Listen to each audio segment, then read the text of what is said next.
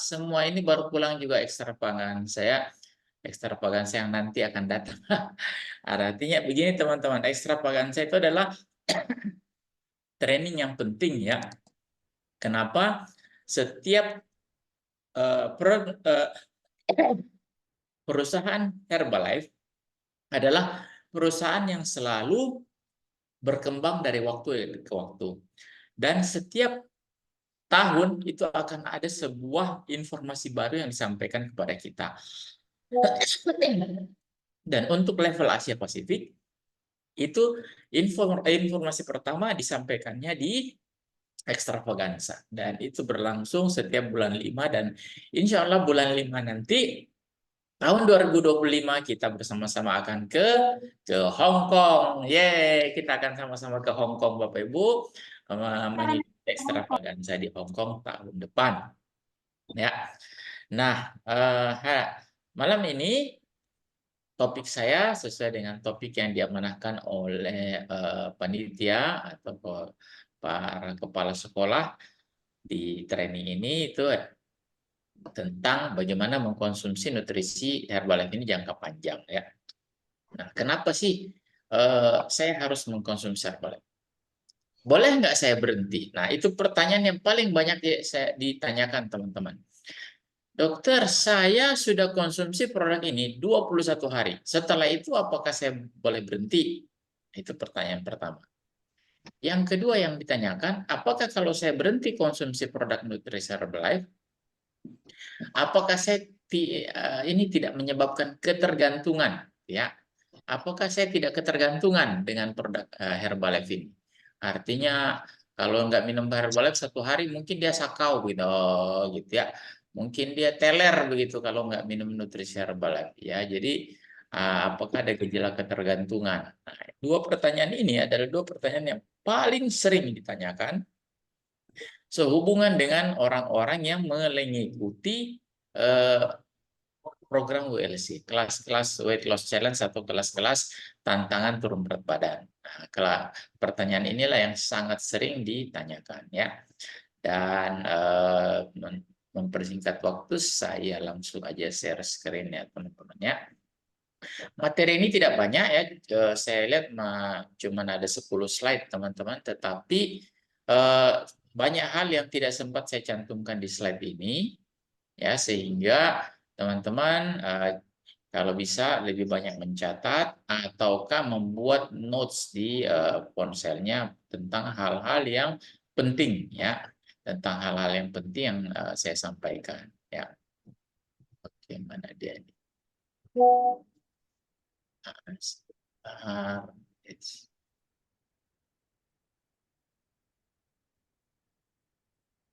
Ya. Oke, apakah slide saya cukup jelas? Mudah-mudahan cukup jelas ya teman-teman ya. Kalau jelas, tolong ketik angka 1 di kolom chat. Ya, cukup jelas. Oke, alhamdulillah jelas ya. Nah, teman-teman, topik kita pada malam hari ini adalah maintenance program nutrisi jangka panjang. Nah, kenapa ini penting dibahas? Karena sebentar lagi kita akan menyelesaikan satu episode dari Weight Loss Challenge. Apakah saya harus tetap mengkonsumsi nutrisi ini jangka panjang? Ataukah boleh saya ganti dengan makanan yang lain? Ataukah boleh saya ngitung-ngitung sendiri aja gitu? Artinya bahannya saya ambil sendiri, saya hitung, ya, kemudian saya timbang dan saya makan setiap hari untuk membuat suatu pola makan yang ingin dilakukan sendiri, ya. Nah, jadi teman-teman, program nutrisi jangka panjang itu bukan hanya sekedar bagaimana, bukan hanya sekedar tujuan akhirnya itu bagaimana sih sebenarnya ngatur pola makan, tidak. Tetapi dengan melakukan program nutrisi jangka panjang, maka banyak hal yang kita dapatkan. Yang pertama adalah kualitas kesehatan yang prima. Nah, kalau saya bilang kualitas kesehatan berarti fungsi organ jauh jadi lebih baik ya. Ya, jadi kalau saya bercerita tentang program nutrisi jangka panjang, itu berarti nanti berhubungan dengan organ atau fungsi organ. Ya, banyak orang melakukan program nutrisi, ya, melakukan program nutrisi jangka panjang itu tidak dengan ilmu yang tepat ya teman-teman, tidak dengan cara yang baik atau cara yang diakui oleh para ahli di seluruh dunia, tetapi melakukannya dengan cara yang sesuka-sukanya gitu ya. Nah, ini akan berdampak pada banyak hal. Karena banyak sekali kesalahan yang bisa muncul di situ ya. Banyak sekali misinterpretasi yang bisa muncul di situ. Sehingga perlu sekali kita memiliki ilmu untuk bagaimana mempertahankan kebugaran kita jangka panjang. Jadi bukan hanya sekedar mengatur pola makan, tetapi kita harus melakukan yang namanya,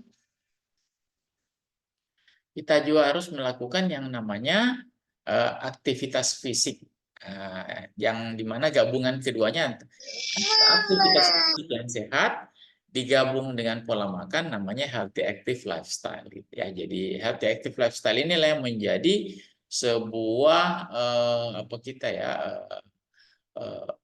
perilaku kita mulai dari sekarang ke depan. Bukan berarti teman-teman di sini mengikuti WLC, lomba turun berat badan, pengen menang.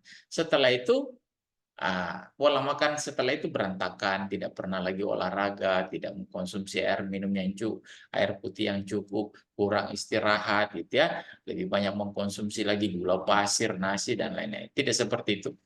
Tapi kita harapkan dengan 21 hari ini yang terjadi, yang berubah, perubahan yang kita harapkan terjadi adalah, nah kira-kira apa nih teman-teman? Kenapa sih programnya 21 hari?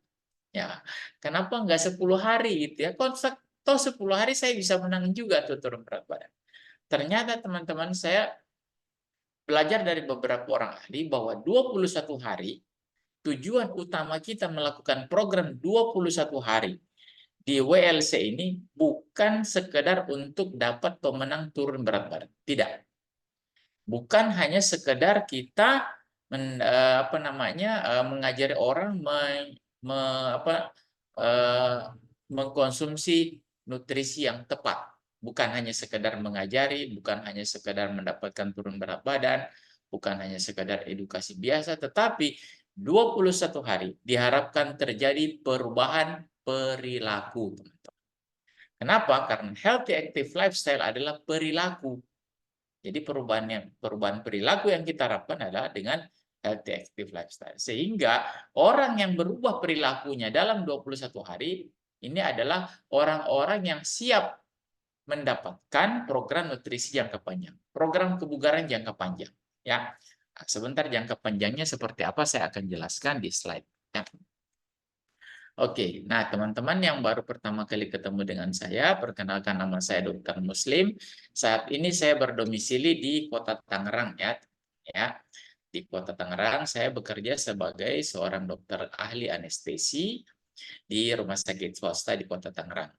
Nah, pekerjaan saya sehari-hari saya bekerja di 2 lokasi di rumah sakit. Yang pertama di kamar operasi, membius pasien, dan kemudian di ICU merawat pasien kritis.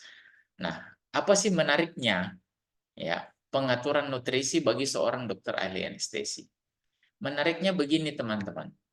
Kalau orang dengan status nutrisi yang kurang, artinya atau status nutrisi yang tergolong malnutrisi, malnutrisi itu ada 2, kelebihan gizi atau kelebihan nutrisi, kelebihan karbohidrat, kegemukan, obesitas, dan lain-lain. Dan yang kedua malnutrisi bisa berarti itu nutrisinya tidak cukup. Ini biasanya orang yang sangat kurus, kemudian daya tahan tubuhnya turun gitu ya. Nah, itu adalah massa ototnya sangat rendah, kadar airnya sangat rendah. Itu adalah malnutrisi untuk orang yang defisit atau orang yang kekurangan. Ada malnutrisi yang kelebihan. Nah, ternyata teman-teman, orang-orang yang dengan status malnutrisi, obesitas, ataupun terlalu kurus, itu sangat rentan terjadinya yang namanya keracunan obat bius, teman-teman. Jadi kalau misalnya saya mau membius orang, saya lihat gemuk, susah bangunnya nanti nih. Jadi kita tuh udah memprediksi ini bakalan susah untuk bangun dari pembiusan. Ya, bagaimana dengan orang yang kurus? Orang yang kurus baru sedikit sudah tidur nih. Itu sama, susah bangun juga. Jadi sangat penting sekali memahami status nutrisi orang karena berhubungan dengan pekerjaan saya ya. Nah, ternyata setelah memahami itu saya mulai berpikir bahwa ternyata harusnya kita ini bisa berbuat banyak bagi orang lain jauh sebelum kita ketemu di rumah sakit, teman-teman. Ya, tapi ya kalau di sini di ruangan ini di forum ini ada yang pengen sekali ketemu saya di rumah sakit ya boleh nanti saya bisa bantu juga ya. Mau coba-coba bius-bius sedikit boleh gitu ya. Nah, obat bius saya itu dijamin pasti tidur, teman-teman ya. Nggak ada yang nggak bisa tidur. Bahkan Michael Jackson pun bisa tidur dengan obat bius itu selamanya tidak bangun-bangun lagi ya. Itu adalah penyalahgunaan obat bius ya. Nah, teman-teman di ICU itu di kamar operasi. Jadi berhubungan dengan orang yang dibius nih. Jadi orang terlalu gemuk, obesitas itu sangat sulit untuk mendapatkan penanganan di rumah sakit. Ya, sangat gemuk itu meja operasi bisa tidak cukup tuh teman-teman. Meja operasi itu besarnya hanya segini. Ya, saya pernah dapat pasien 176 kilo, itu pahanya saja tidak muat di situ, tumpah ke samping gitu ya. Pinggang tumpah ke samping sampai kami harus ikat dia di tempat tidur itu karena saking besarnya. Ya, dan itu sangat mengkhawatirkan sekali karena saya tahu bahwa dia sangat mudah terjadi keracunan obat bius. Begitu juga orang yang sangat kurus. Ya. Kemudian bagaimana dengan di ICU? Di ICU itu teman-teman, orang tidak sadar dengan segala macam keterbatasan, tidak mampu bernapas dengan normal, jantungnya pas-pasan. Mereka itu harus dihitung kebutuhan nutrisinya, gitu ya. Nah, kebiasaan menghitung-hitung nutrisi, kemudian menilai, memprediksi, itulah yang membuat saya tertarik dengan Herbalife, teman-teman. Sehingga kalau misalnya ada yang bertanya tentang pengelolaan nutrisi, pengelolaan apa namanya pola makan, saya selalu menghubungkan dengan nasib kita 5-10 tahun yang akan datang apabila kita tidak merubahnya. Ya, seperti contohnya orang yang apa namanya mempertahankan kondisi gemuk selama bertahun-tahun lamanya. Nah, itu sangat berbahaya sekali teman-teman karena akan berakhir di kamar operasi atau di ICU. Dua tempat ini, kamar operasi dan ICU, adalah dua tempat yang paling tidak ingin dikunjungi orang di rumah sakit. Kalau bisa paling terakhir semua itu. Jangan nilai kita sempat singgah di situ ya.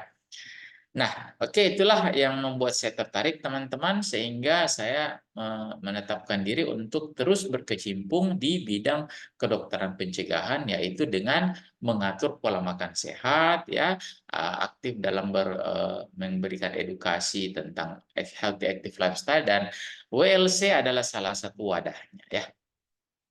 Ya. Ini sengaja saya ulur-ulur teman-temannya supaya yang baru masuk nih bisa join gitu ya, mulai bisa dapat materinya tanpa terlalu banyak ketinggalan. Oke, ini adalah foto saya waktu masih sekolah. Jadi saya kenal produk nutrisi Herbalife itu waktu sekolah teman-teman, sekolah ngambil ahli ya. Sekolah ngambil ahli itu saya selesaikan dalam 11 semester, 5,5 tahun teman-teman. Ya, kenapa 5,5 tahun? Teman saya itu 4,5 tahun, 9 semester sudah selesai. Ada yang 8 semester selesai. Saya selesaikan 11 semester. Kenapa? Saya tidak terlalu tarik, saya sudah tidak terlalu tertarik lagi membius. Saya lebih tertarik ngatur pola makannya pasien-pasien saya gitu ya. Saya lebih tertarik untuk mengatur gaya hidupnya orang yang lagi sehat ya. Sehingga saya memang apa namanya mengalami keterlambatan dalam studi. Oke, insya Allah ini merupakan berkah bagi saya dan kita semua. Oke, nah teman-teman, ini adalah suasana ruang kerja saya ini di ICU. Ruang ICU itu ruangan yang dipenuhi dengan peralatan-peralatan yang memonitor beberapa fungsi organ secara bersamaan. Nah, seperti fungsi jantung, fungsi paru-paru, fungsi ginjal, itu semua terpasang di satu pasien untuk kita nilai. Oh, ini kira-kira peluangnya masih lama. Kalau udah dekat-dekat, saya bilang sama perat, ini jaga baik-baik, sudah dekat-dekat nih. Nah, ini sebentar malam kira-kira seperti itu teman-teman ya. Jadi ruang ICU itu dipenuhi dengan banyak monitoring sehingga kita bisa tahu kekurangan atau keterbatasan dari yang dimiliki oleh orang sakit ini. Oke, nah ini adalah di kamar operasi ya. Pekerjaan saya membius pasien dan ini saya baru pulang dari membius satu orang pasien yang dioperasi usus buntunya, teman-teman. Usus buntunya kenapa dioperasi? Pecah. Jadi usus buntu itu bisa pecah. Ya, kenapa? Karena infeksi di dalamnya itu dipelihara sedemikian lama tidak tidak memperbaiki yang namanya asupan nutrisi untuk kesehatan pencernaan, akhirnya pecah. Dan luar biasa teman-teman, begitu dibuka perutnya tadi, begitu terangkat itu aroma kotoran feses atau feses ya, tahu teman-teman, feses itu memenuhi ruangan kamar operasi ya. Seperti itulah wanginya. Ya. Kenapa orang ini bisa terjadi seperti itu? Karena dia tidak memperbaiki asupan nutrisi untuk meningkatkan daya tahan tubuh. Apakah ada sesuatu nutrisi khusus untuk meningkatkan daya tahan tubuh? Apakah antibiotik itu tidak cukup? Tidak, teman-teman. Antibiotik itu kalau sudah terjadi infeksi. Kalau imunitas atau daya tahan tubuh sebelum terjadi penyakit kita sudah harus intervensi, sudah harus perbaiki. Ya, jadi kita harus mulai mempersiapkan tubuh kita ini, jangan nanti sakit baru pusing mikirin obatnya, teman-teman. Ya. Dan sekedar informasi, yang tadi dioperasi yang pecah ususnya itu bukan orang dewasa tapi anak-anak umur 11 tahun. Nah, sekarang apakah kita mau membiarkan anak-anak kita di rumah larut dengan pola makannya yang ada? Tidak mau makan sayur, tidak mau makan buah, tidak mau makan ikan, hanya ayam saja dengan kerupuk, nasinya yang banyak. Nah, jangan sampai anak-anak kita itu seperti itu, teman-teman. Kenapa? Karena banyak sekali hal yang bisa terjadi akibat dari tidak memperbaiki makanan kita. Ya, sangat menarik membicarakan makanan ini, teman-teman, karena makanan itu adalah kebiasaan yang paling banyak, kalau bisa saya sebut ini adalah aktivitas terbanyak dalam kehidupan keseharian kita ya, yaitu makan ya. Makan itu mulai dari makanan wajib, makanan ya pagi, siang, malam ya. Ada makanan snack, snack pagi, snack sore, ada makanan cemilan, cemilan menjelang pagi, cemilan menjelang siang, cemilan lewat siang menjelang sore, sampai cemilan mau makan, mau tidur ya. Jadi terlalu banyak sebenarnya, padahal banyak orang menyepelekan hal ini, padahal ini adalah sebenarnya kegiatan yang harusnya lebih kita waspadai. Ya, jadi kalau tidak memperhatikan pola makan, beginilah akhirnya kita, ada yang terlalu gemuk, ada yang terlalu kurus, ya. Dan kedua-duanya berdampak pada penurunan kondisi kebugaran ataupun kesehatan. Oke. Ya, saya lanjut lagi. Ini adalah keluarga saya. Nah, teman-teman, sebelum saya mulai, saya ingin mengucapkan selamat kepada teman-teman yang telah berhasil untuk menurunkan berat badan. Ya, selamat untuk kita semua. Teman-teman tidak usah terlalu kecil hati dengan hasil yang ada, tetapi hasil yang kita dapatkan hari ini itulah yang terbaik untuk kita, teman-teman. Ya. Nah, ada yang turun setengah kilo, alhamdulillah setengah kilo sudah turun ya. Karena setengah kilo itu cukup banyak tuh teman-teman ya. Setengah kilo itu sama dengan 4.500 kalori kalau lemak saja ya. Tapi kalau protein bisa lebih banyak lagi. Oke. Nah, jadi ada yang baru turun 1 kilo. Ih dokter, saya baru turun 1 kilo. Lamanya saya coba ini sudah misalnya 15 hari baru turun 1 kilo. 1 kilo tuh banyak tuh teman-teman ya. 1 kilo itu setara dengan setengah ekor ayam keluar dari badan kita. Padahal baru 10 hari. Setengah ekor tuh banyak tuh teman-teman. Ya. Apalagi yang bisa turun 2 kilo. 2 kilo itu sudah 1 ekor ayam besar hilang dari badan kita. Wah, hilang gitu. Itu 1 ekor ayam kalau dibinting begini, dilihat besar juga ya ternyata 2 kilo itu. Jadi bukan baru 2 kilo, tetapi sudah 2 kilo. Itu besar tuh teman-teman. Ya, tidak banyak orang yang mampu menurunkan 1 atau 2 kilo begitu dalam hanya tempo waktu 21 hari. Oke, jadi selamat untuk kita semua yang sudah punya hasil. Yang malah naik berat badan bagaimana? Saya ucapkan selamat juga karena Anda telah berhasil juga. Berhasil untuk melakukan program, cuma salah program. Mohon maaf, salah program ya. Harusnya turun berat badan, teman-teman ikut program naik berat badan ya. Ya, apakah ada hasil? Ya, ada hasil juga, cuman salah program. Maka sebelum episode WLC ini berakhir, mari kita perbaiki lagi kembali program kita. Oke. Nah, berikutnya. Nah, ini dia teman-teman. Jadi kalau Anda sudah turun berat badan, ternyata kerja keras sesungguhnya baru dimulai. Ini menarik nih teman-teman. Kenapa? Saya sudah turun 3 kilo misalnya. Ternyata baru mulai kerja kerasnya. Apa kerja kerasnya itu? Yang pertama adalah melanjutkan program hingga tercapai tubuh ideal. Misalnya, hari ini dapat 3 kilo turun, ternyata targetnya 15 kilo. Berarti ayo, mungkin dalam 21 hari pertama teman-teman bisa turun 3 kilo, berarti untuk turun 15 kilo, ayo kita lanjutkan. Mungkin di bulan berikutnya jauh lebih banyak lagi yang turun ya. Lebih banyak lagi kadar lemak yang hilang. Jadi kerja kerasnya itu justru dimulai sekarang setelah teman-teman dapat hasil turun berat badan. Lanjutkan programnya hingga tercapai tubuh ideal. Kenapa? Karena tubuh ideal itu adalah tubuh yang secara hitungan matematis itu didapatkan dengan tinggi badan kurang 100 atau tinggi badan dikurangi 105. Nah, kalau misalnya tinggi 160 berarti 55 kilo adalah target yang paling bagus gitu.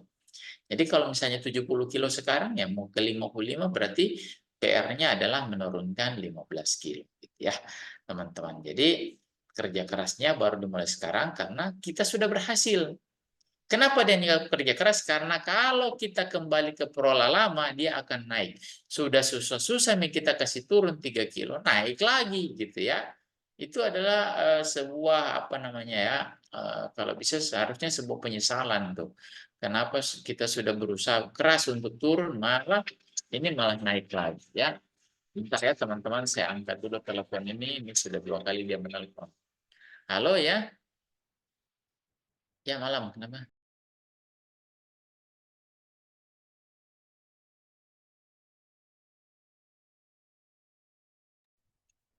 Rindu itu dokter istrinya kalau muslim. Bukan rindu ini, ini. Apa Rencana sih? operasi jam 10 malam. Persiapan. Kapan dia sudah harus kasih tahu. Oke. Nah, berikutnya kerja keras berikutnya setelah turun berat badan, kerja keras pertama adalah eh, melanjutkan program. Ya, kerja keras berikutnya apa, teman-teman? Melanjutkan program. Halo? Melanjutkan program.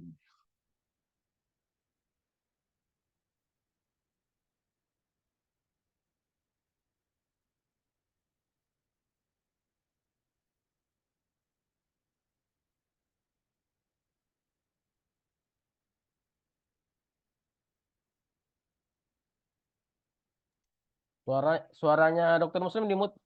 Suaranya. Jadi kerja keras berikutnya adalah mempertahankan kondisi tubuh ideal. Kalau sudah ideal. Jadi yang belum ideal, kerja kerasnya adalah berusaha mencapai tubuh ideal. Yang sudah ideal, kerja kerasnya adalah mempertahankan kondisi tubuh ideal.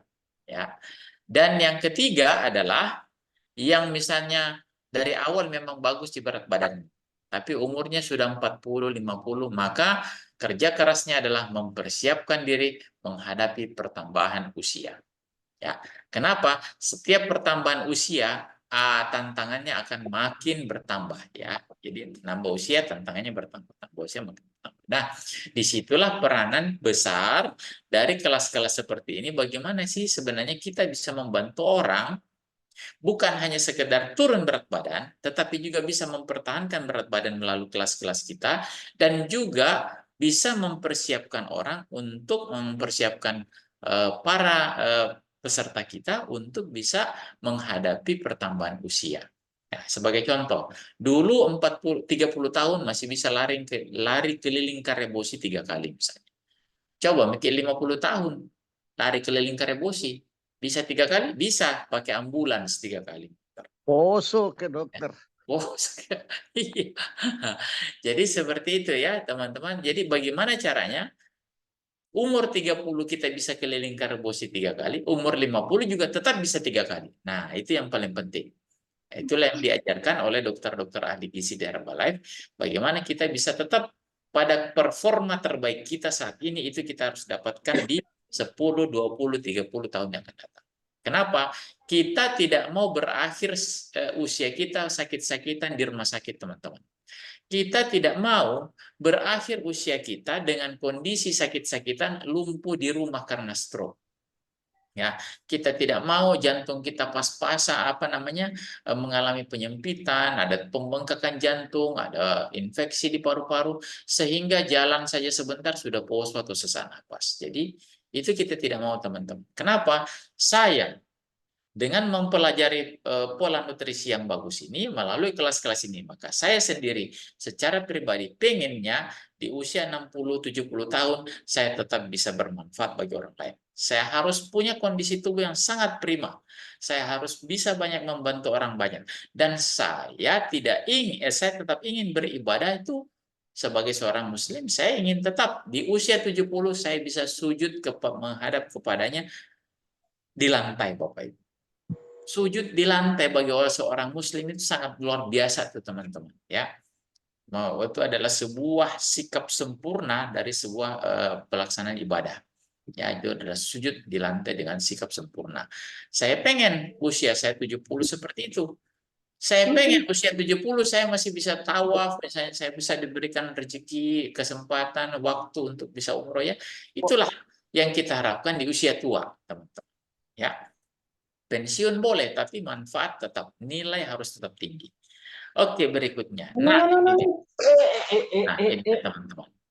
Yang pertama adalah, untuk teman-teman yang sudah turun tetapi belum mencapai body ideal, maka anjurannya adalah lanjutkan. Ya, saya ingat ini slogan dari Bapak Yusuf Kalla dulu waktu mau jadi Bapak SBY. Waktu mau jadi presiden periode kedua. Ya.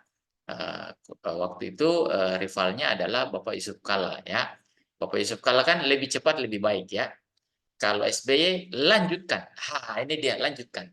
Nah, tapi lanjutkan juga jangan terlalu lama. Kenapa? Ya kalau lebih cepat lebih baik, ya sama, ya. Ya, lebih cepat lebih baik. Oke, berikutnya lanjutkan. Nah, ikuti terus kelas WLC ini. Nah, ada beberapa kelas WLC, ada WLC TTC, ICT, ada BMTC, itu ya. Nah, kita sekarang ada di WLC BMTC. Nah, jadi kalau misalnya belum tercapai, yuk kita lanjutkan lagi programnya. Dapatkan tubuh ideal karena tadi saya sudah sampaikan beberapa alasan kenapa tubuh kita harus tetap ideal, tetap harus fisik kita harus tetap bugar prima karena kita ingin tetap bermanfaat bagi orang lain, kita tidak ingin membebani keluarga kita ingin tetap beribadah dengan sikap sempurna, tetap ingin banyak membantu orang banyak, ya, tetap ingin banyak membantu orang, ya. Oke, berikutnya rasakan keseruan kompetisinya. Nah, teman-teman, kompetisi WLC itu seru, ya. Kenapa? Kadang-kadang saya pernah menjadi coach di salah satu WLC itu. Ada orang yang merasa, aduh, saya cuma turun 2,8 kilo, sedikit ini 2,8 kilo. Ternyata di periode itu dialah yang turunnya paling banyak, 2,8 kilo, teman-teman. Jadi jangan pernah kita merasa bahwa turun hanya 3 kilo, 4 kilo itu, aduh, cuma segini. Enggak, itulah versi terbaik kita, teman-teman. Namanya live your best life. Jadi jadilah versi terbaik tubuh kita, diri kita hari ini, ya. Jadi mau berapapun hasilnya itu adalah hasil terbaik untuk kita, ya. Kenapa? Karena kompetisi WLC ini bukan bukan bagaimana kita mengalahkan orang lain, tetapi bagaimana kita mengalahkan diri kita sendiri. Kenapa? Karena lomba turun berat badan itu banyak setannya. Ada yang bawakan misalnya nastar. Nastar tuh enak sekali tuh, teman-teman. Ya, setan di nastar tuh banyak. Satu mau saja dulu, makan satu. Tanggung. Yang kedua, akhirnya apa? Tidak terasa habis satu toples. Jadi seperti itulah yang bisa terjadi apabila kita tidak kuat dari sisi tekad dan mental untuk mengikuti WLC, ya. Jadi tantangan terbesarnya justru adalah mengalahkan diri sendiri. Oke, berikutnya dapatkan edukasinya. Teman-teman, kita tidak jalan kosong di WLC ini, ada edukasi yang tiap hari yang akan menjadi penambahan wawasan bagi kita. Dan jangan lupa bertanya ya, teman-teman orang yang masih terus memantau WLC ini ya. Jangan lupa bertanya kalau ada sesuatu yang ingin ditanyakan. Kenapa? Karena coach-coach yang ada di WLC ini adalah coach-coach yang sudah tersertifikasi dan terregistrasi dengan resmi. Oke, raih semangatnya, dapatkan peringkat terbaik Anda. Nah, ini peringkat terbaik itu adalah bukan kita mengalahkan orang lain, tetapi peringkat terbaik adalah kita mengalahkan diri kita. Jadi kalau kita menempati peringkat pertama, bukan berarti kita mengalahkan orang lain, tetapi kita berhasil mengalahkan diri kita sendiri. Ya, oke. Nah, berikutnya yang kedua. Ini masih yang pertama, lanjutkan programnya. Nah, apa yang harus dilanjutkan? Tetap ganti sarapan pagi dan makan malamnya. Ya, tetap ganti sarapan pagi dan makan malam. Perbaiki asupan cairan. Mungkin kemarin masih 3 liter per hari. Coba dinaikkan jadi 3,5 liter atau 4 liter per hari. Ya. Kemudian olahragalah minimal 30 menit per hari. Nah, berbicara tentang olahraga, banyak orang merasa bahwa saya sudah cukup olahraga. Ya, padahal sebenarnya kadang-kadang olahraga yang dia perlukan itu tidak sesuai dengan olahraga yang dia lakukan tidak sesuai dengan kebutuhannya. Ya. Nah, banyak yang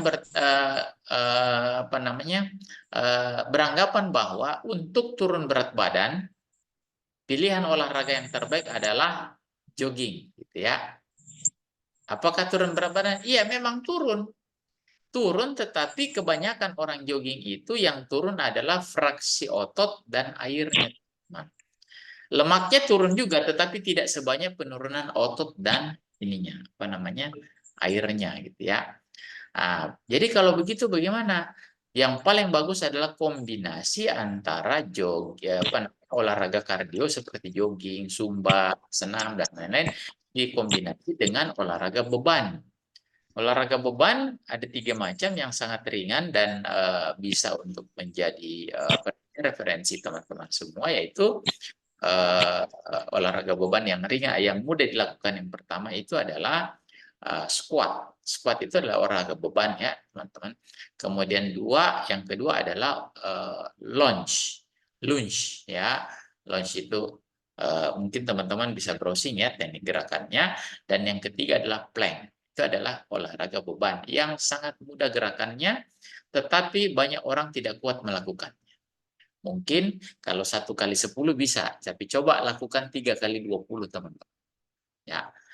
Durasinya pendek, repetisinya cukup 3 kali, diulang sampai 3 kali, tetapi hasilnya jauh lebih besar daripada teman kita hanya mengambil satu gerakan itu jogging selama 30 menit.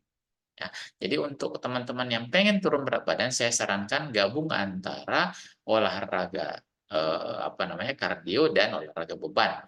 Seperti sudah jogging sekitar 10 menit, nah ayo kita lakukan gerakan-gerakan beban untuk 20 menit selanjutnya. Oke. Nah, kenapa sih harus ya ada olahraga beban? Kenapa teman-teman? Karena olahraga beban itu adalah olahraga yang justru konsumsi oksigennya itu jauh lebih efektif dan efisien. Olahraga beban adalah olahraga yang konsumsi oksigennya itu jauh lebih efektif dan efisien dibandingkan jogging. Kenapa? Karena gerakannya pelan, tetapi konsumsi oksigennya sangat tinggi. Begitu konsumsi oksigen sangat tinggi, maka pembakaran lebih banyak. Ya.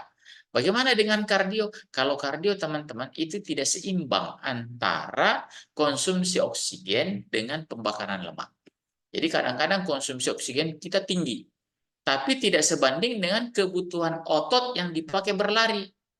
Gitu ya. Otot yang dipakai berlari itu sebenarnya nggak butuh oksigen terlalu tinggi, sehingga terjadi over konsumsi dari oksigen. Nah, apa yang terjadi kalau overkonsumsi dari oksigen?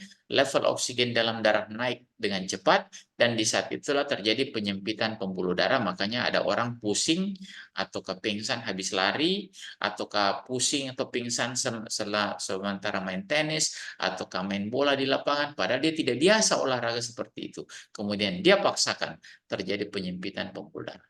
Kenapa? Karena konsumsi oksigen terlalu tinggi, terjadi vasokonstriksi atau penyempitan pembuluh darah. Jalan keluarnya dia harus istirahat dulu, tenangkan dulu supaya pembuluh darahnya agak melebar lagi kembali, kemudian dia baru boleh beraktivitas lagi seperti biasa, ya. Tetapi tantangannya adalah ada orang memilih tidak mau memilih olahraga beban karena dia bilang begini, habis ke squat itu sama lunge dengan plank itu sakit-sakit badan. Nah, jadi ngilu-ngilu badan katanya olahraga, apalagi yang pakai barbel itu teman-temannya, apalagi yang pakai angkatan atau pakai mesin-mesinnya, seperti di beberapa nutrition club itu ada alat-alat untuk olahraga. Itu kalau kita benar-benar melakukannya dengan tepat, itu pulang itu badan ngilu-ngilu teman-teman. Ya, ngilu-ngilu. Itu banyak yang tidak suka. Padahal sebenarnya disitulah proses pembakaran lemak yang paling bagus. Kenapa? Pada waktu kita melakukan aktivitas, terjadi konsumsi oksigen yang efisien. Otot dipaksa untuk bekerja sehingga terjadi pembakaran lemak lebih banyak. Ya, terjadi pembakaran lebih banyak, tetapi konsumsi oksigennya seimbang dengan kerja dari ototnya. Nah, kemudian waktu dia ngilu-ngilu badannya, kemudian badan kita ngilu-ngilu, nyeri otot, kemudian kita pulang, ya, habis mandi istirahat. Nah, dalam keadaan nyeri otot itu terjadi dua hal tuh, teman. Kita buat tidur istirahat terjadi dua hal. Yang pertama, terjadi proses regenerasi sel otot. Dan itu membutuhkan protein dan pembakaran lemak yang diubah menjadi karbohidrat. Jadi pada waktu nyeri otot itu terjadi regenerasi sel, dan regenerasi sel membutuhkan bahan bakar, teman-teman. Lemak diambil. Bongkar nih lemak. Saya harus perbaiki otot nih. Gitu misalnya kan. Nah, kemudian yang kedua, pada waktu kita istirahat tidur dalam keadaan kondisi otot seperti itu, dia tetap berkontraksi, melakukan kontraksi-kontraksi kecil pada waktu kita tidur di daerah yang nyeri. Di saat itu dia berkontraksi kecil, rasa nyerinya masih terasa, di situ terjadi pembakaran lemak lagi. Jadi dua keuntungan olahraga beban, ya, yaitu dua keuntungannya, dua-duanya adalah memperbaiki pembakaran lemak justru pada saat istirahat, teman-teman. Apalagi pada waktu sementara olahraga. Jadi kita dapat banyak hal dengan memperbaiki kinerja otot, kemudian melakukannya dengan tepat, ya, pilihannya tepat, sehingga kita dapat hasil yang jauh lebih bagus, ya. Maka untuk orang yang mau kecil perutnya, bukan hanya sekedar kecil perutnya, tetapi ada otot-ototnya lebih terbentuk gitu ya, saya sarankan ada perbandingan antara olahraga kardio dan olahraga beban. Itu harusnya lebih banyak di olahraga beban dibandingkan di olahraga kardio, ya.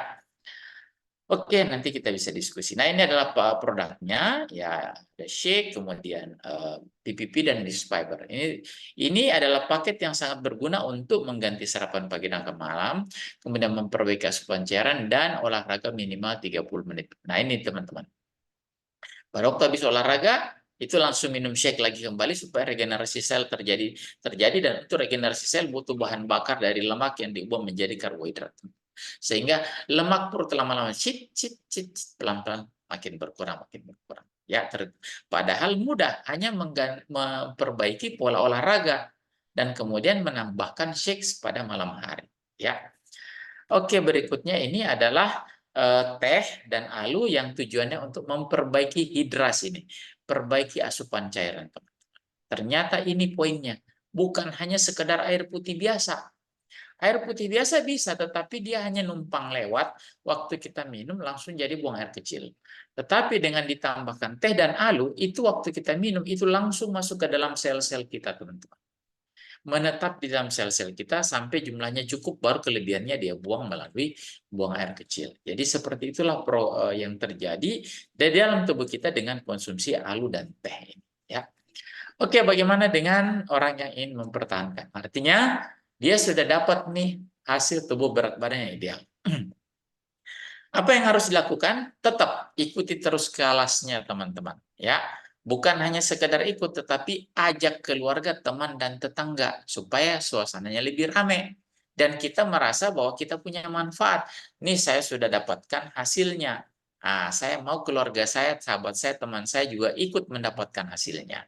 Ya, dan teman-teman yang sudah dapat hasil dan sudah mendapatkan body ideal, teman-teman akan kami bimbing menjadi junior coach, teman-teman.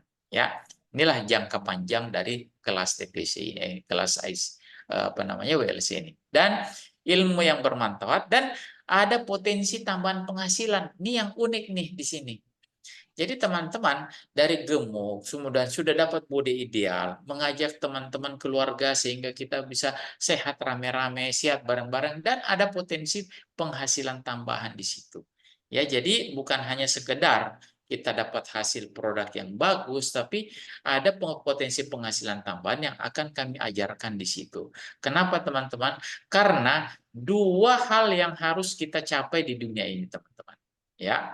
Yang pertama adalah kalau kita sehat, yang kedua kita mempunyai kemampuan finansial yang baik atau kita sebut saja dengan istilah mudahnya kaya. Jadi sehat dan kaya. Ya, ini dua hal, sehat dan kaya ini dianjurkan dalam kitab suci kita semua ya, teman-teman. Nggak ada itu sehat dan miskin itu. Sehat dan kaya itu adalah anjuran semua agama. Oke. Nah, berikutnya apa saja yang harus kita lakukan? Yang pertama, kalau sudah mempertahankan berat badan, ikut susun meal plan dengan lebih baik. Nah, di sini meal plan yang sederhana adalah sarapan pagi dengan tetap konsumsi produk nutrisi Herbalife, makan siang dan makan malam lebih diatur komposisinya ya. Tetap bergerak aktif atau berolahraga, tetap makan dengan menu berbeda. Ini tujuannya supaya kita tidak bosan, teman-teman. Jadi supaya jangan bosan dengan makanannya itu terus, tapi ada variasi menu setiap harinya ya. Jangan melewatkan sarapan. Nah, ini unik yang harus saya sampaikan. Beberapa minggu yang lalu saya bertemu seorang dokter, teman saya seorang dokter. Dia turun berat badan. Dia itu bukan turun berat badan. Dia pernah mencoba untuk menurunkan berat badan dengan cara tidak sarapan. Cara ini sangat populer dilakukan oleh penganut intermittent fasting, teman-teman ya. Kalau saya sendiri cukup merasa cukup bagus intermittent fasting, tapi jangan sampai dia kena di sarapan.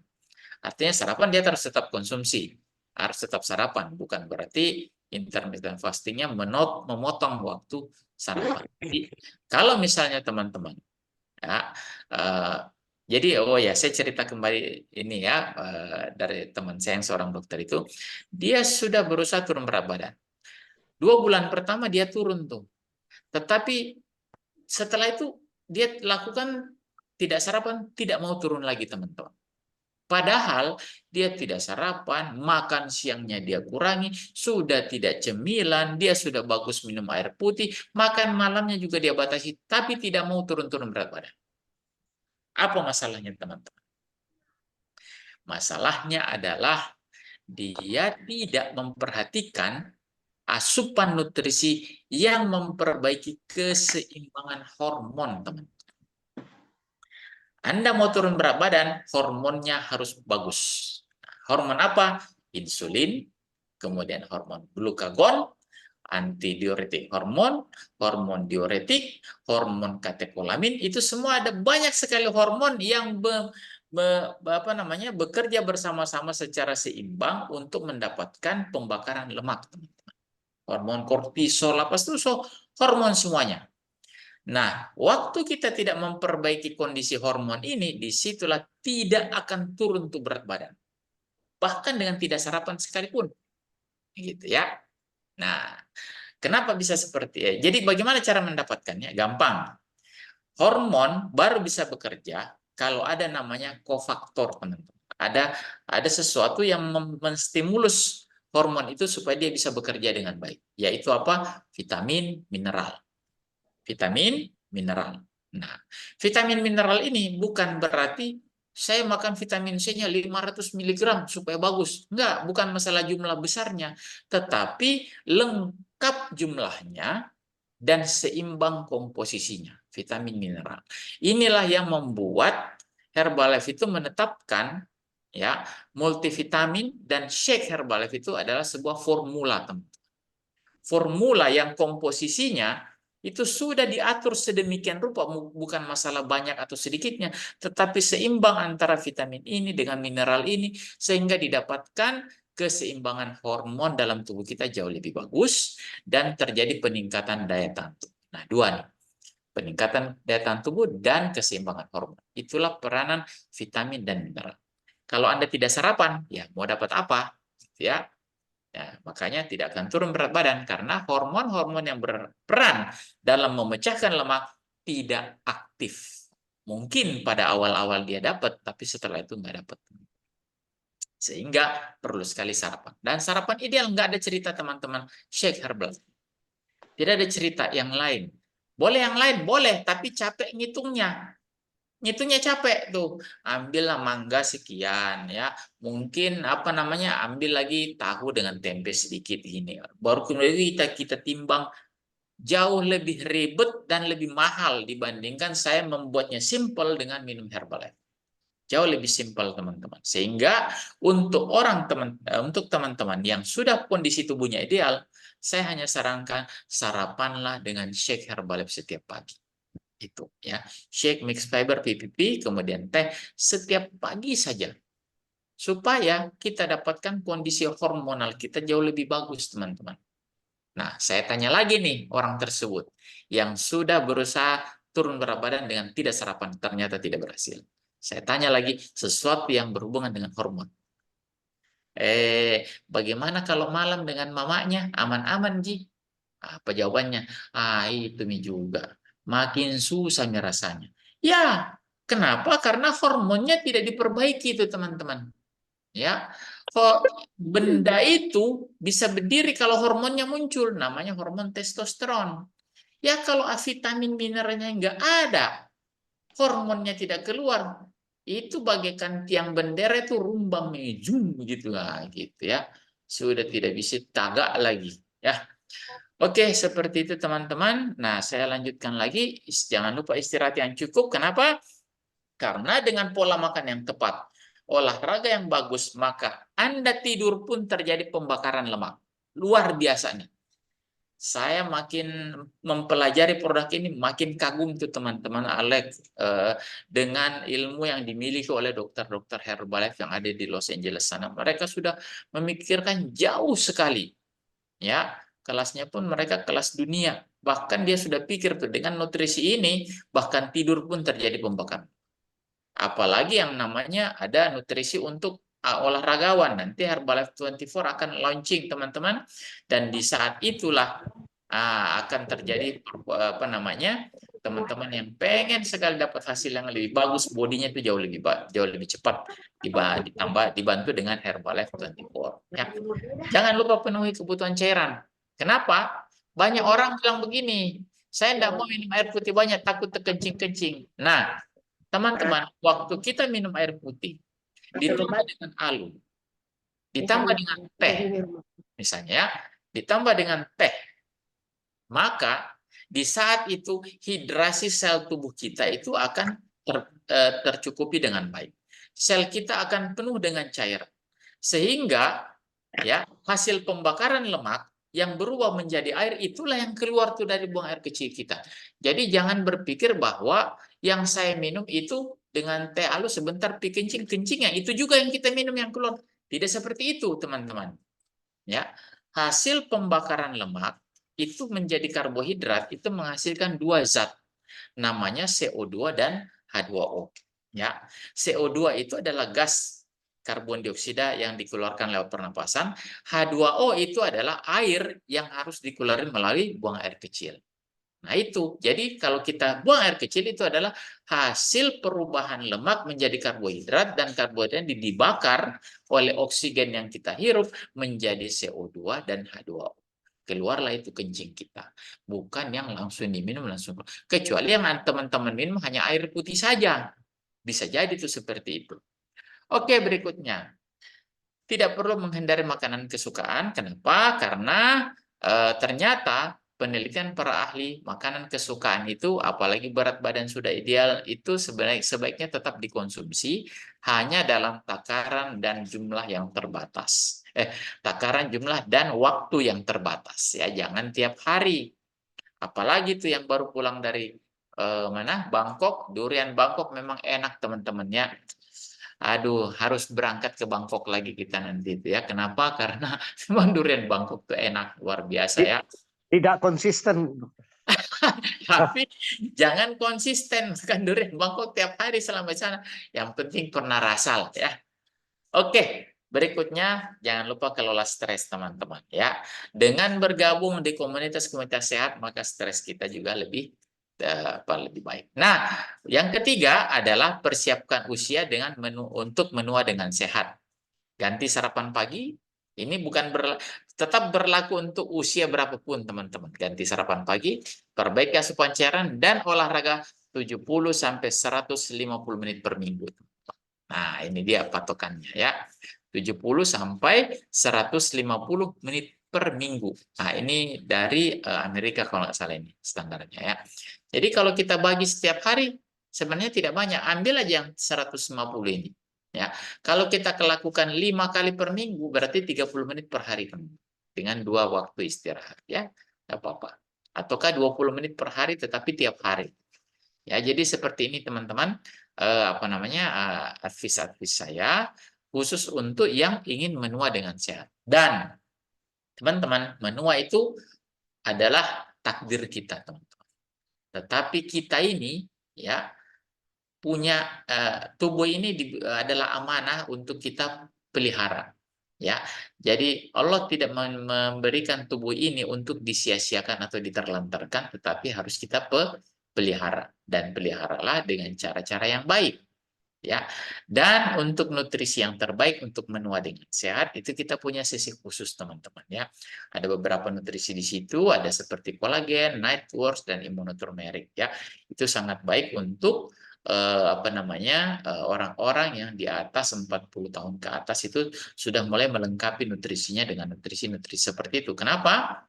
Karena pada usia tua 40, 50, 60 ke atas itu terjadi penurunan jumlah kolagen, jumlah nitrit oxide, dan jumlah antioksidan di dalam tubuh kita. Dan terlalu banyak radikal bebas. Sehingga perlu banyak sekali perlu ada tambahan suplementasi nutrisi yang lain khusus untuk usia 40-50 tahun ke atas. Oke. Nah, berikutnya nih teman-teman. Perbaiki lifestyle ya, jangan lagi misalnya ini lifestyle itu berarti pola makan, gaya hidup, tidur, alkohol, merokok. Nah, ini merokok juga ya, masih banyak tuh teman-teman usia 50 masih merokok. Ya, ingat paru-paru kita hanya 2, dan 2 itu pun kadang-kadang sudah usia 50 tahun sudah dapat diskon 50%, jadi hanya separuh yang berfungsi. Nah, begitu juga dengan ginjal.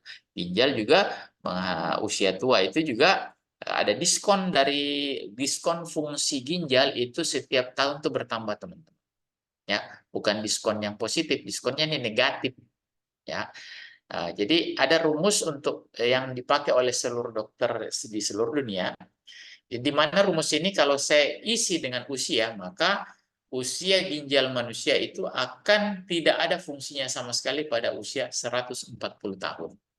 Jadi kalau 70 tahun tinggal 50%. Tinggal 50% fungsi ginjalnya ya, apalagi kalau lebih dari itu, maka makin berkurang.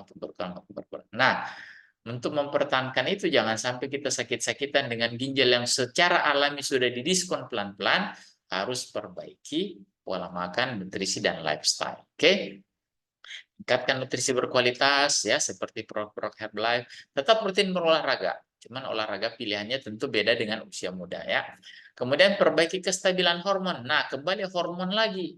Emosi, massa otot, dan kepadatan tulang. Oke. Nah, menua dengan sehat ini ya sama dengan yang tadi saya sudah sampaikan ya teman-teman ya. Ada ini ada tambahan selain dari paket sarapan sehat, ada immunoturmeric, kemudian night wars, dan kolagen. Nah, ini ada 3 tambahan nutrisi untuk menua dengan sehat. Jadi, marilah kita pelihara tubuh kita ini, teman-teman ya. Oh, ini ada video sedikit tapi cukup panjang. Ini saya pikir nggak usah kita sahabat.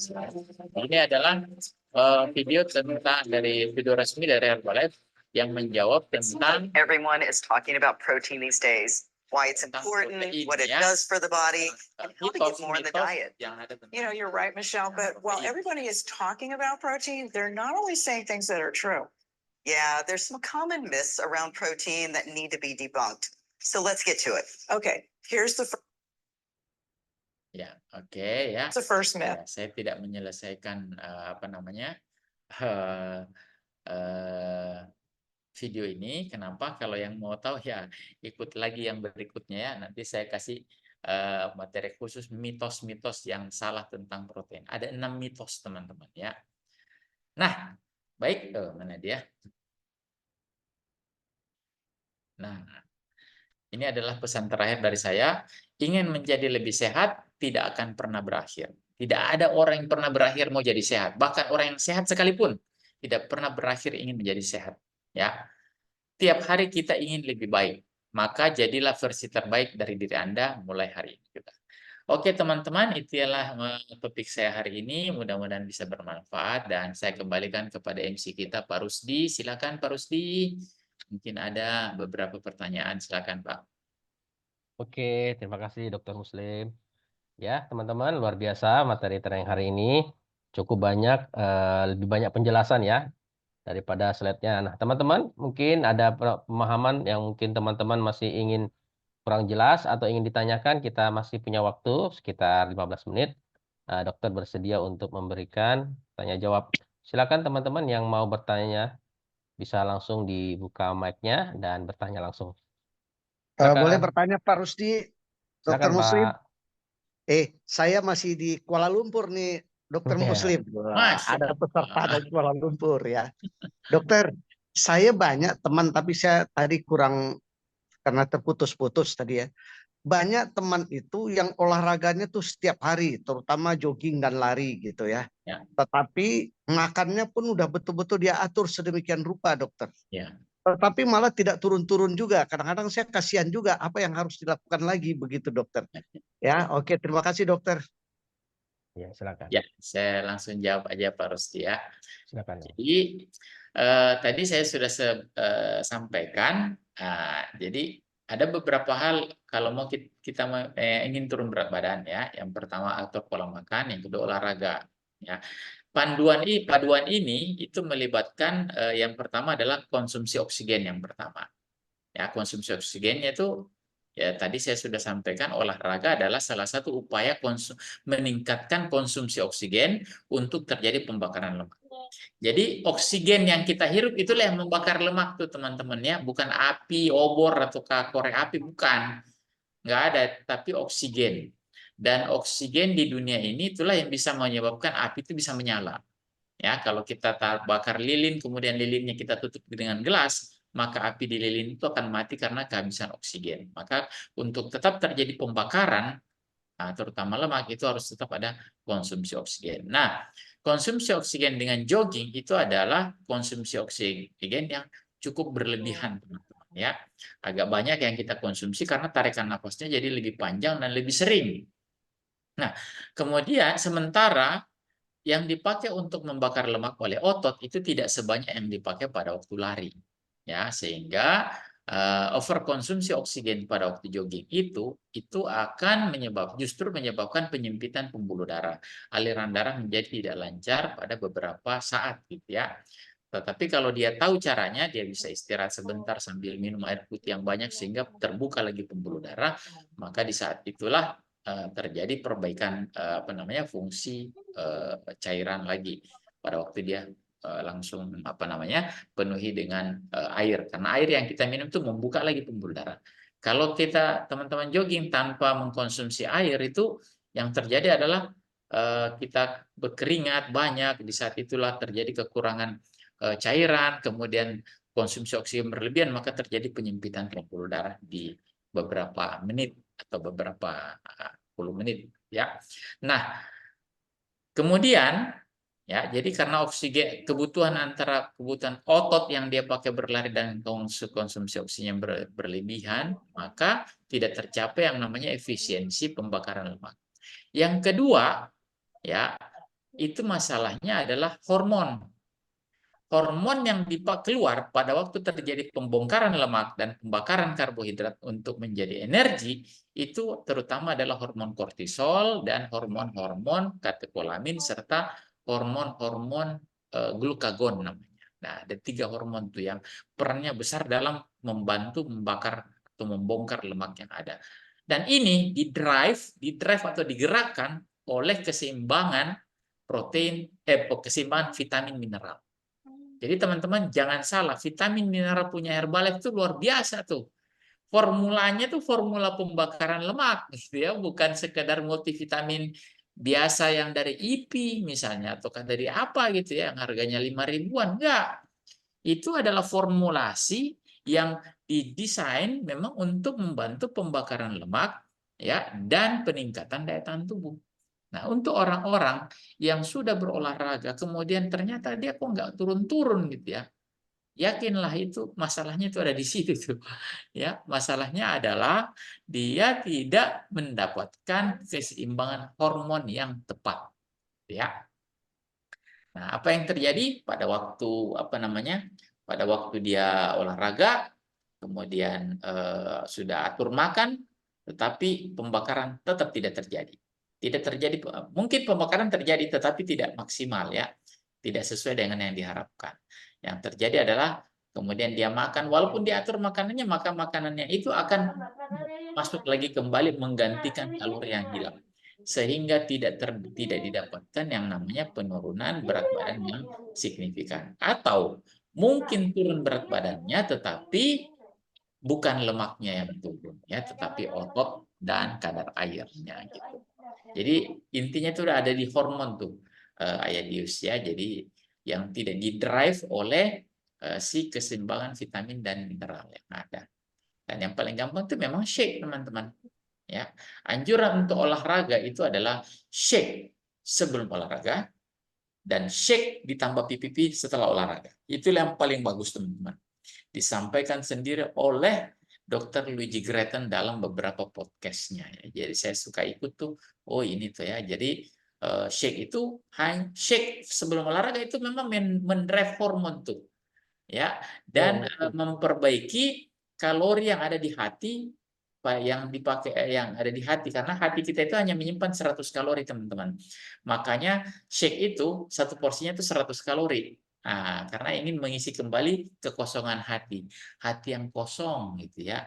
Udah kosong hatinya, diisi dengan shake dulu, baru dipakai olahraga tuh. Nah, kelebihan dari shake ini ada vitamin mineralnya mendrive hormon untuk membakar lemak. Begitu dia selesai olahraga, minum lagi shake dan PPP.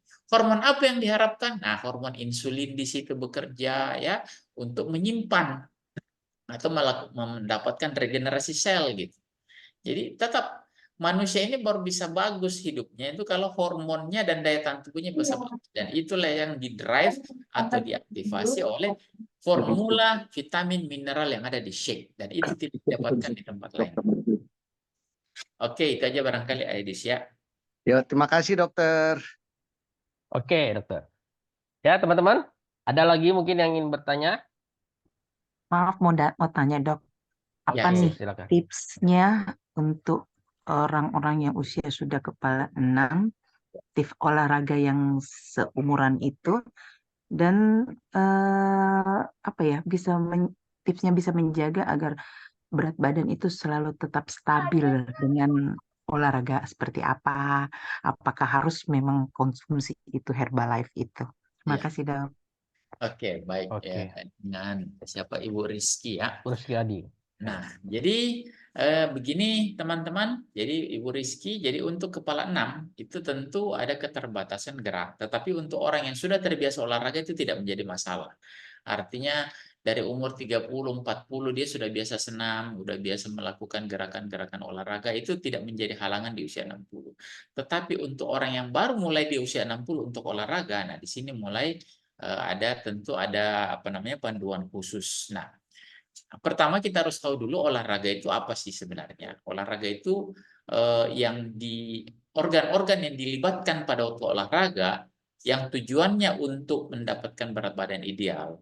Kemudian tujuannya untuk mengurangi kadar lemak tubuh itu adalah organ jantung, paru-paru, dan otot.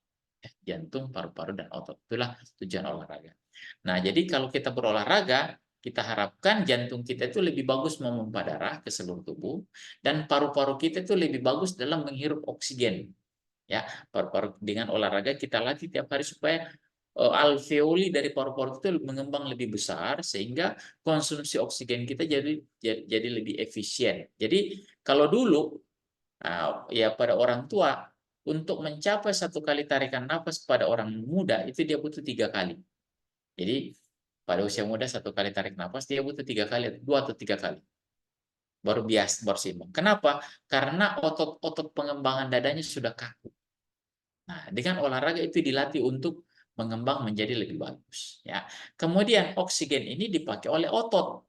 Nah, sekarang orang tua sakit-sakit nih lututnya, nggak bisa olahraga. Apa yang harus dilakukan? Gampang teman-teman. Betul sekali. Ya, kita manfaatkan dulu otot yang bisa dipakai, yaitu olahraga lengan. Ya, jadi memang lutut sudah tidak bisa, kita pakai lengan. Nah, lengan ini memang tidak terlalu banyak otot di sini, tetapi paling tidak ini bisa membantu. Jadi banyak olahraga yang bisa membantu mengaktifkan konsumsi karbohidrat, konsumsi energi dan konsumsi oksigen oleh otot-otot lengan. Ya, nanti setelah lengan, kemudian kita berat badan sudah mulai enak, ya, lutut sudah mulai enak, baru mulai gerakan-gerakan kaki atau paha. Nah, biasanya sebelum ke lutut, pokoknya biasanya lutut tuh terakhir tuh, karena tantangan terbesar usia tua itu lutut. Benar Ustaz. Benar Ya, Ustaz. Benar, Dok. makanya yang kita gerakkan yang pertama Yang ringan-ringan aja, Dok. Contoh ya yang ringan-ringan, Dok. ringan, tetapi tiap hari Bu, tiap hari menggerakkan otot dan itu butuh 30 menit. Gitu ya. Insya Allah. Ya, 30 menit. Dan kalau misalnya sudah terbiasa dengan lengan, kemudian lama-lama itu ringan tuh. Jadi kalau kita olahraga setiap hari diulang-ulang, lama-lama kok terlalu ringan ini ya. Di saat itu kita butuh beban yang lebih banyak. Kalau misalnya lutut masih belum bisa dipaksa untuk berolahraga, tetap di lengan, tapi mulai dengan menambah beban di lengan. Jadi misalnya dulu hanya bergerak seperti biasa aja, nah, setelah itu kita pegang botol aqua misalnya yang 600 cc kiri kanan, kemudian mulai bergerak. Jadi ada penambahan beban supaya ada penambahan aktivitas kerja dari otot gitu ya dengan penambahan beban. Setelah itu mulai kaki, panggul ya. Ya, otot terbesar itu sebenarnya bukan di lutut ya, teman-teman. Otot terbesar manusia yang paling harus dimanfaatkan untuk membakar lemak ada di paha dan pantat gitu ya. Bokong. Disinilah otot paling besar di seluruh tubuh kita. Maka inilah sebenarnya harusnya lebih banyak dipakai. Ya, kalau misalnya tidak bisa, kita ke lengan sambil tetap melatih gerakan-gerakan ringan yang mengarah ke panggul ataukah ke menggerakkan paha. Ya, kenapa orang malas berolahraga pada usia tua? Karena dia langsung berlari berjalan. Ya, Iya, betul, lari betul, dan betul. jalan Betul. itu Cepat berarti lelah jadinya. posisi kita tegak dan itu berat badan tubuh akan membebani lutut kita. Padahal sebenarnya bisa saja kita berolahraga tanpa berjalan. Ya, misalnya duduk di kursi, kemudian paha tungkai ini kaki sepanjang kaki ini tungkai diangkat ke atas turun ke bawah, angkat turun ke bawah. Ya. Yang penting ada gerakan aktivitas otot panggul dan paha untuk membantu pembakaran lemak. Ya, jadi seperti itu. Nah, dengan konsumsi nutrisi-nutrisi yang terbaik untuk penuaan di usia tua seperti tadi saya sudah sampaikan, ada tambahan kolagennya, ada imunoturmerik dan ada night work, itu insya Allah pelan-pelan fungsi lutut akan mulai lagi bisa dipakai dengan menerima beban yang ada ya. Jadi pelan-pelan. Nah, memang di usia tua itu. Tetapi Bapak Ibu teman-teman sekalian, tidak ada satupun anjuran untuk berhenti berolahraga pada usia tua. Oleh berbagai macam instansi, institusi pendidikan, rumah sakit, Kementerian Kesehatan, tidak ada instruksi berhenti berolahraga pada usia tua. Berarti Justru belum ada kata terlambat ya, ya, ya dok? tidak ada kata terlambat, Bu. Insya Allah. Selama tetap dilakukan ya dengan porsi. Dan itulah gunanya kelas-kelas seperti ini. Bapak Ibu bisa bertanya, mendapatkan ini. Nah, kalau misalnya biasanya kalau ada pertanyaan kemudian berhubungan dengan masalah medis, itu saya bisa dijapri diteruskan kepada saya supaya saya bisa jawab di kelas, gitu ya. Jadi insya Allah mudah-mudahan lebih aktif lebih aktif lagi kelas kita nanti dalam bentuk tanya dan jawab ya, Bu Rizky ya. Oke, Terima kasih banyak dok. Terima kasih banyak dok. Oke, Bu Rizky ya. Terima kasih pertanyaannya. Selanjutnya mungkin yang di chat dokter ya terakhir. Ya. Apakah Assalamualaikum dok, dari Nunukan dok. Dari oh kan. ya silakan Pak. Mau tanya, saya mohon olahraga yang paling pas bagi seusia saya umur 75 tahun dok. Wih, Ya, tadi sudah saya sampaikan Pak Kule ya. Jadi yang pertama, kalau orang tua itu kan biasa lutut saja masalahnya ya, Pak Jia. Siap dok. Bukan lutut saja, tapi masalah terbesar ada di lutut. Ya. Kenapa? Karena kalau kita berdiri pakai jalan, apalagi jogging, lari itu lutut nih menerima beban seluruh tubuh tuh ditumpukan di lutut. Makanya banyak orang tua tidak mau olahraga lagi karena lututnya dia bilang tidak sanggup. Padahal sebenarnya ada olahraga lain, yaitu dengan menggerakkan tangan, kaki gitu ya, tanpa melibatkan lutut. Kalau tangan bisa dilakukan sambil duduk, Pak Haji. Yang penting melakukan gerakan-gerakannya itu 30 menit. Dan kalau misalnya sudah terbiasa, mungkin sudah 2 bulan, 3 bulan, sudah terbiasa, nah itu mulai ditambah dengan beban. Ya, caranya gampang. Gerakan yang paling gampang itu hanya gerakan tangan. Dan ini bukan saya pernah coba, ternyata berat. Ya, lama-lama ngilu juga tangan, gitu ya. Jadi cukup direntangkan ke samping, kemudian ke bawah, ke samping, ke bawah, dan itu diulang 20 kali. Ya. Kemudian setelah itu gini Pak Haji, ya, jempol kita ke atas gini, terentang ke samping kiri tapi jempol ke atas. Nah, itu juga 20 kali. Ya, sampai ke atas gini, jempol ke atas. Ya. Setelah itu 20 kali jempol ke bawah lagi. Digerakkan lagi 20 kali. Itu capek tuh Pak Haji, tetapi lutut tidak sakit. Karena kita tidak melibatkan lutut, ya. Banyak olahraga di kebun aja dok. Ya, kalau di kebun berarti Pak Haji mencangkul atau apa ya. Iya. Bedanya definisi olahraga Apa? itu Pak Haji adalah angkat. definisi olahraga itu adalah Mama gerakan ngapa? yang berulang-ulang dilakukan tanpa henti selama 30 menit. Siap. Kalau di kebun itu kita mencangkul, mau dianggap olahraga, mencangkul 30 menit Pak Haji. Jangan berhenti dulu sebelum 30 menit. Biasa 1 jam itu dok. Ya, tetapi gerakannya itu tidak boleh sambil berhenti. Siap, yang pelan aja dok ya.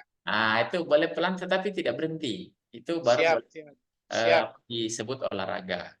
Kadang-kadang ada orang di kebun hanya menyiangi rumput, habis itu duduk-duduk sebentar. Gerakan itu sebenarnya tidak termasuk olahraga, tetapi kategorinya adalah aktivitas fisik, tapi bukan olahraga. Ya, kalau olahraga itu kalau sudah membuat kita konsumsi oksigennya jauh lebih banyak, jadi butuh tarikan nafas agak lebih banyak gitu Pak Ji, itu baru tuh kita kategorikan olahraga. Ya, gerakannya harus diulang berulang-ulang selama 30 menit, itu baru kategori olahraga. Ada ibu-ibu pernah bertanya sama saya, Pak Ji, saya enggak olahraga dokter, tapi tiap hari kan menyapu di rumah ya, membersihkan rumah tiap hari. Saya bilang, iya menyapu, mungkin setengah jam, jangan berhenti. Itu ya, jangan berhenti. Kalau sudah bersih terus, sapu terus. Karena yang kalau mau nyapu dianggap olahraga itu tidak boleh berhenti 30 menit. Gitu ya. Itu baru tuh dikatakan olahraga. Ya. Jadi supaya kita bisa paham bahwa ternyata olahraga itu tidak sesederhana tidak bisa diidentifikasi disamakan dengan hanya gerak-gerak badan biasa gitu ya. Ya, karena olahraga itu adalah melatih tiga organ, yaitu jantung, paru-paru, dan otot. Ya, karena tiga organ ini kita butuhkan di usia tua. Sangat kita butuhkan untuk bisa bertahan di usia tua, tetap sehat, dan meninggalnya di tempat tidur dalam keadaan enak, nyaman. Apalagi kalau sambil beribadah gitu ya, itu nikmat sekali rasanya usia itu ya. Oke, itu aja barangkali ya Pak Haji, semoga bisa Siap, membantu. terima Ya. kasih dok. Oke, teman-teman semuanya. Mungkin waktu kita sudah cukup ya. Dan teman-teman sudah banyak bertanya. Dan teman-teman kita masih banyak waktu dengan Dokter Muslim insya Allah ya. Dan insya Allah di Makassar kita ada namanya masterclass ya. Tanggal 23 Mei insya Allah ya. Nanti teman-teman bisa dapatkan undangan dan flyernya. Begitu mungkin teman-teman semuanya. Dan terima kasih buat Dokter Muslim. Semoga ilmunya menjadi berkah buat kita semua dan buat Dokter Muslim ya. Teman-teman di akhir kita boleh berfoto dulu ya. Silakan kameranya di open ya. Agar teman-teman muncul nih di nanti kita ya. Yuk. Saya hitung ya. 1, 2, 3. Oke, satu kali lagi ya. Sebentar. Cheers.